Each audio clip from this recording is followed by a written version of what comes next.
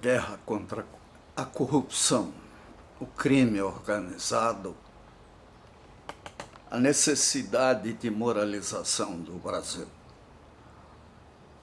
Isso significa, praticamente, a necessidade de uma corte marcial contra pessoas que adquiriram uma tremenda força na defesa dos bandidos, das suas quadrilhas.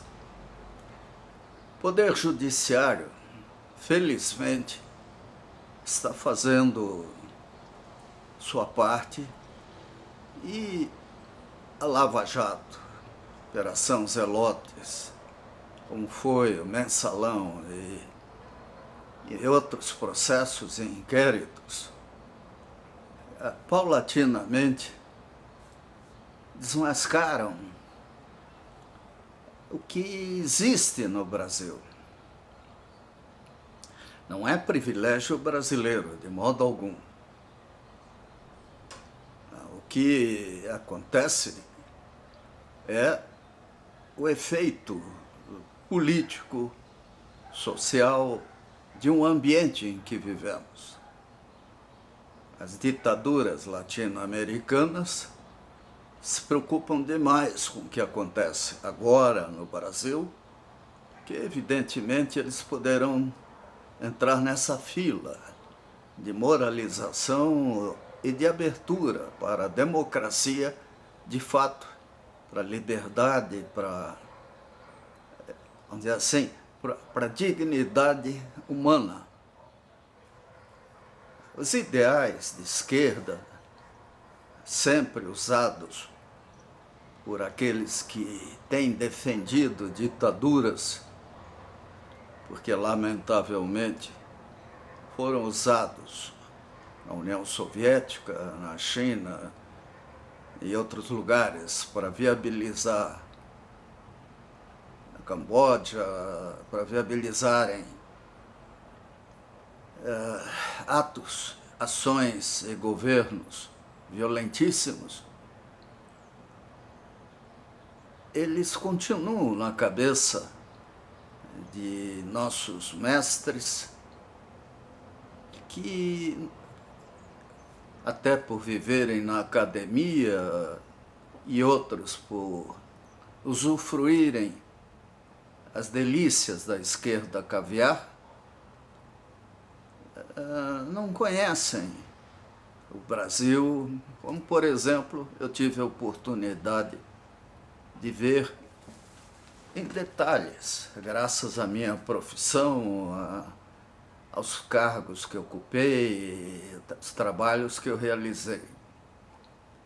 E histórias que eu ouvi desde garoto, porque meu pai era de Florianópolis e ele me contava o que via e ouvia na sua cidade.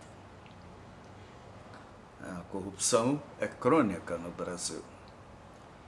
Então nós precisamos mudar. E agora isso é possível. As redes sociais, o jornalismo investigativo, acordos internacionais facilitam. Tudo depende dos nossos magistrados, da Polícia Federal e até de enfrentar um momento que, lamentavelmente, tornou o Brasil refém de uma coleção de políticos da pior espécie. É triste dizer isso. O ideal seria a gente falar o contrário. Mas, na verdade, talvez até porque a capital do Brasil é uma cidade isolada, distante de muitas regiões importantes, as facilidades acontecem e as pessoas se perdem. Nós temos visto manifestações a favor e contra as decisões de governo e até do Poder Judiciário. Isso é justo, saudável. As crianças que acompanham essas manifestações, elas terão na sua memória momentos deliciosos, vamos dizer assim, que irão ajudá-las muito. E também figuras, personalidades que enfrentam tudo e assim conquistam o coração dos brasileiros. Aqui em Curitiba é raro o habitante dessa cidade que não tem orgulho do juiz Sérgio Moro. Todos sabem os riscos que ele corre. E a gente nota a reação por ciúme, talvez, ou por puritanismo jurídico, né, firulas jurídicas, o que ele faz. Que é óbvio, a justiça ela tem muitos ritos e padrões. O Brasil adotou aquele que convinha a quem mandava no Brasil. Não foi a Constituinte de 88 não foi eleita pelo povo para ser Constituinte. É uma Assembleia oriunda dos tempos, praticamente, da ditadura, que se transformou em Assembleia Constituinte, num ambiente cheio de fantasias, de mágoas e de oportunistas, gente que no último momento mudou de partido, mudou de lado. E essa gente ganhou força. Então, nós estamos agora nessa primeira semana, vamos dizer assim, de grandes manifestações de 2016. Hoje eu saí para comprar camiseta verde e amarela, se possível.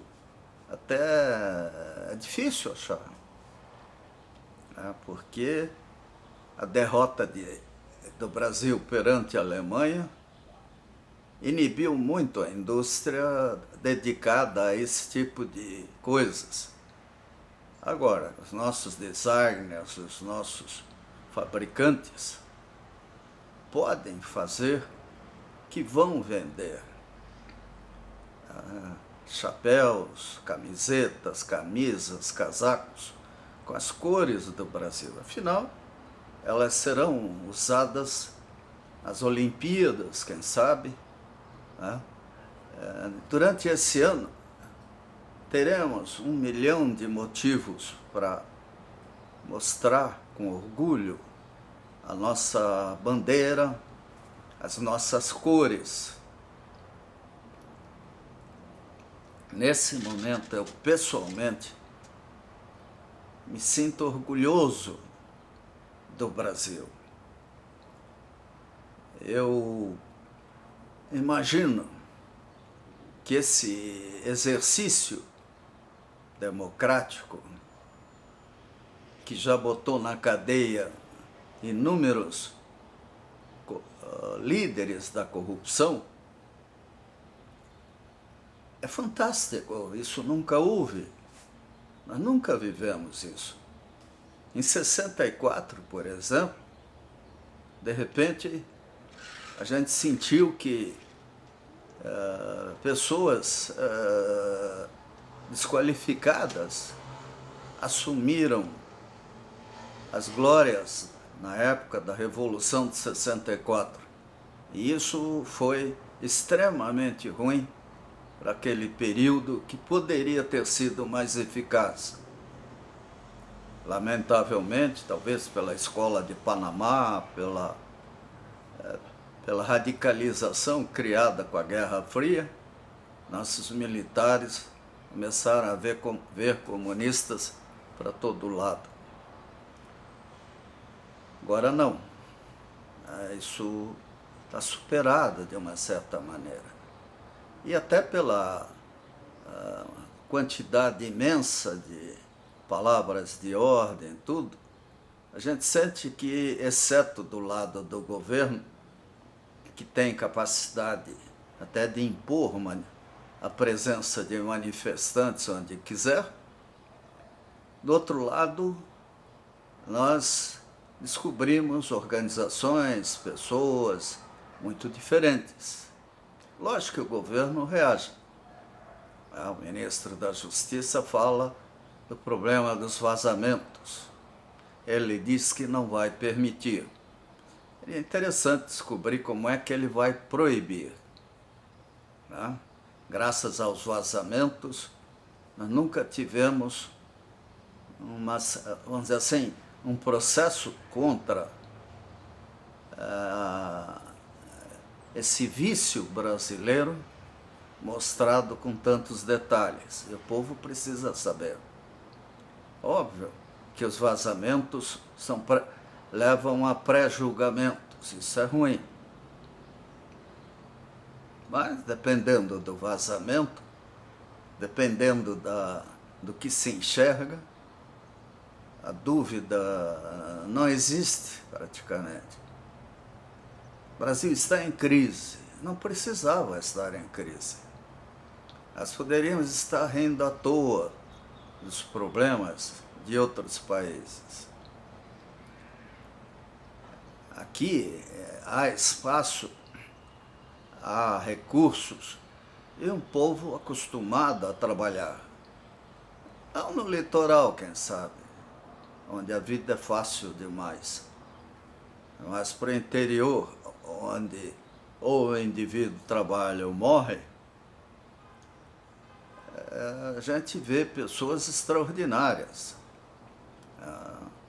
Acompanhei muito na Copel equipes de técnicos, de engenheiros trabalhando em todo tipo de obra. Eles são autênticos heróis anônimos. Muitos deles, ainda mais naquela época em que a segurança no trabalho não era levada tão a sério, eram malabaristas, faziam qualquer coisa em qualquer lugar e com prazer. Né? E eu via isso até impressionado, né? Com a disposição para trabalhar. Sou de Blumenau, né? Nasci lá. Minha mãe foi grávida para lá. Poxa, era um povo que trabalhava acima de tudo. As enchentes chegavam, ninguém chorava, uma semana depois ninguém sabia que houve enchente, estava tudo arrumadinho e limpo.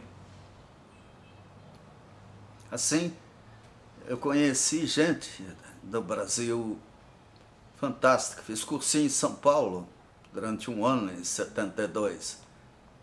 Em 1963, o de Túlio. A gente acordava de manhã ouvindo o rugido da cidade, que pulsava trabalho, não com multinacionais, não. Empresas brasileiras mesmo. Mas a empresa brasileira sempre teve problemas graves. Né?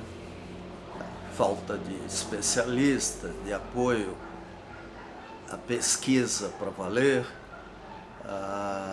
o império financeiro, a concorrência predatória e a falta de um ambiente proativo a favor da tecnologia. Isso continua existindo, e muito forte, agora muito pior. Mas eu tenho orgulho de ser brasileiro nesse momento, e por isso ando atrás de material que eu possa usar mostrando esse orgulho. de ser, acima de tudo, brasileiro. A Lava Jato me faz sentir orgulhoso. O Supremo Tribunal Federal, o ministro Teori Zavascki, e outras pessoas, norte a sul, leste a oeste, doutor Dallagnol, no Ministério Público, aqui em Curitiba, de uma maneira especial, pela ação até coordenada entre diversos instrumentos de aplicação da justiça. E no Paraná, há muito a ser feito para termos essa limpeza ética. Mas o momento agora é o de ação em cima dos crimes federais. Até eu vejo muita gente dizendo, por que o juiz Sérgio Moro não prende esse ou aquele? Ele está dentro do que foi descoberto na sequência da Lava Jato. Esse é o espaço dele. Ele tem limitações e precisa fazer direito aquilo que foi colocado nas mãos dele. Ele não vai processar todo mundo, ele tem que dormir, ele tem que descansar, ele e seus auxiliares são seres humanos. O ideal é que o exemplo do juiz Sérgio Moro se multiplique pelo Brasil. É isso que nós queremos ver, que a Polícia Federal, que os magistrados, em seus estados, suas cidades, peguem esse paradigma e trabalhem. E dos políticos, daqueles que realmente querem ajudar o Brasil, parem com CPI, que isso não serve para nada, mas venham a público, usem as redes sociais, falem com detalhes de suas propostas, mostrem a cara, não se limitem à rotina de assessores de mídia que costumam ter. Não há limite para a criação de blogs, de elaboração de filmes no YouTube. O que eu estou fazendo aqui, qualquer um pode fazer, desde que tenha essa máquina filmadora que eu estou usando. Ela é minha há 10 anos, se não me engano. Ela tem uma vantagem, a lente dela aceita melhor a baixa luminosidade. E não há necessidade de padrão global. Ninguém vai reclamar exatamente de firulas técnicas de fotografia e filme. O que importa é olho no olho, é ver as opiniões, é ver o que cada brasileiro pensa. Evidentemente, existem pessoas sectárias, fanáticas, pessoas que simplesmente fazem o papel de papagaio do que suas chefias mandam. Mas as redes sociais, elas nos permitem simplesmente escolher o que ver e ouvir. O Brasil está passando por um momento tremendamente delicado. A esperança é que tenhamos boas soluções.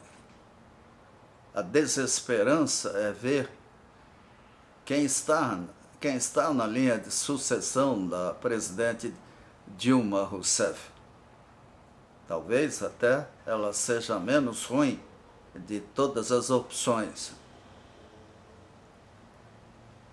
É um fenômeno gozado, o caso do ex-presidente Fernando Collor, pouco antes de ser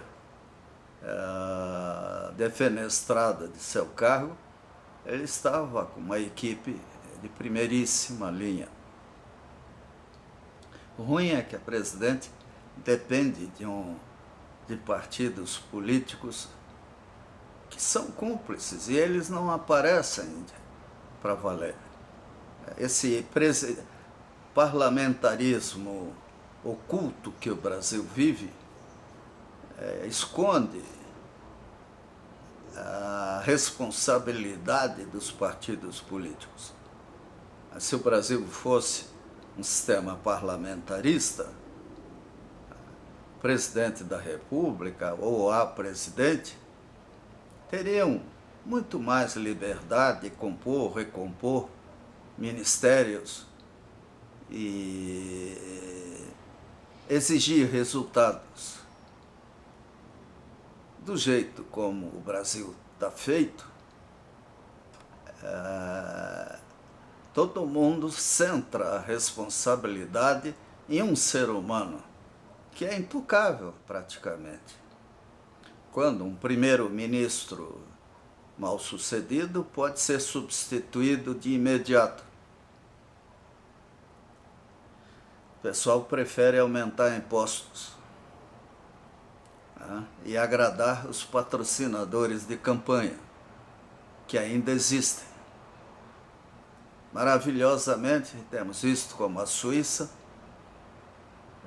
mostrando, abrindo a caixa Pandora, a caixa de surpresas. E vamos ter outras, né? Nosso ex-governador de São Paulo, Paulo Maluf, se não me engano, está condenado na França e é membro da comissão de ética que analisa o impeachment. São as ironias de um presidencialismo Frankenstein que existe no Brasil. Isso precisa mudar. Então, o mais importante até de tudo isso seria talvez uma constituinte de fato nova, o parlamentarismo, um sistema federalista que poderia ser simplificado, definindo, em vez de estados, regiões semi-independentes. E, sem parar, nós precisamos investir em educação, saúde, até porque estamos aí numa crise assustadora, zika, chikungunya, dengue, e a miséria, né? Quanta gente a gente vê comendo lixo por aí, dormindo na rua, né? O brasileiro invisível. Muito disso é resultado desses últimos anos de desgoverno alucinante, onde a própria presidenta, o presidente, declarou, se não me engano, que ganhariam as eleições de qualquer jeito, usou outra expressão, né? E foi. E agora paga a conta. Mas nós temos que até mudar palavras de ordem. O nosso problema maior não é a presidente Dilma. Nosso problema maior é um contexto, é um conjunto de leis, de padrões errados.